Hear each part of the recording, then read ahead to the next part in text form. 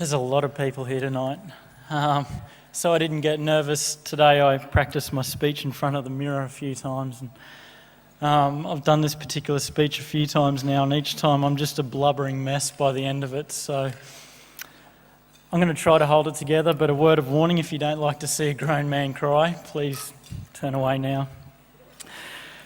Tonight you'll hear statistics and facts, or you may have heard them previously, like 10% of teenagers suffer from major depression.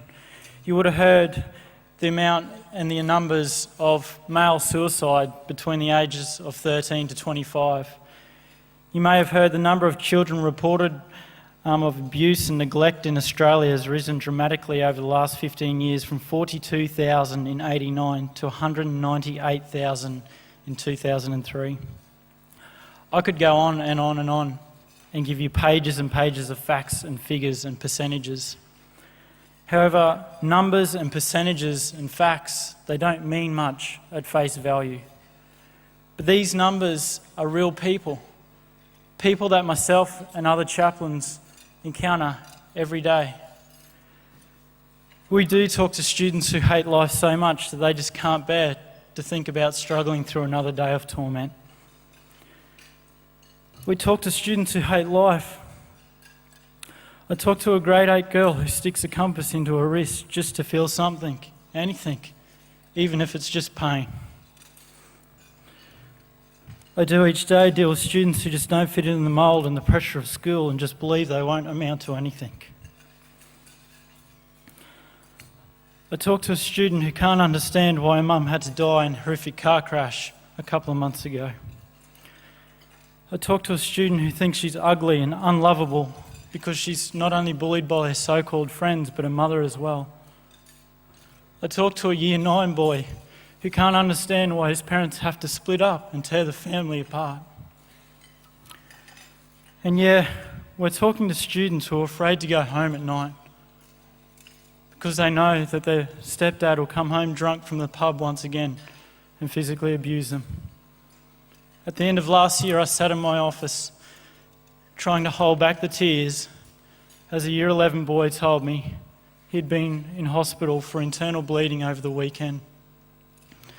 He went on to say the reason being was because his dad had picked him up and thrown him against a wall. And then he turned to him and said, "You'll never amount to anything, you're a mistake." These aren't just statistics, they're real people. Real people that myself and other chaplains see on a daily basis. And every chaplain I know is wholehearted for what they're doing. They're wholehearted because God has done a work in their life. They're wholehearted because they know for some kids, the chaplain at school is all they've got. They know for some students, the only thing they can rely on as a certainty in life is knowing that the chaplain will be there on Monday morning, ready to listen to the garbage that they had to put up with on the weekend. I don't want to stand up here and give you the impression that chaplaincy is all about doom and gloom in these stories, because it's not. Sometimes it is a load of fun. We have fun doing life with students and the staff and the community. We run breakfast programs, mentoring programs, lunchtime programs. I get to teach kids how to surf and coach them in that. I mean, what an opportunity. Each year I go on many camps. One of those camps is Moreton Island, where I get to spend time with the up-and-coming leaders of the student leaders of the school. And we go sand tobogganing and forward driving and snorkeling. However, the truth is there are a lot of hurting teenagers out there. And I need to say, chaplains aren't counsellors, and nor do we pretend to be. We have a large network of people who we refer these students to.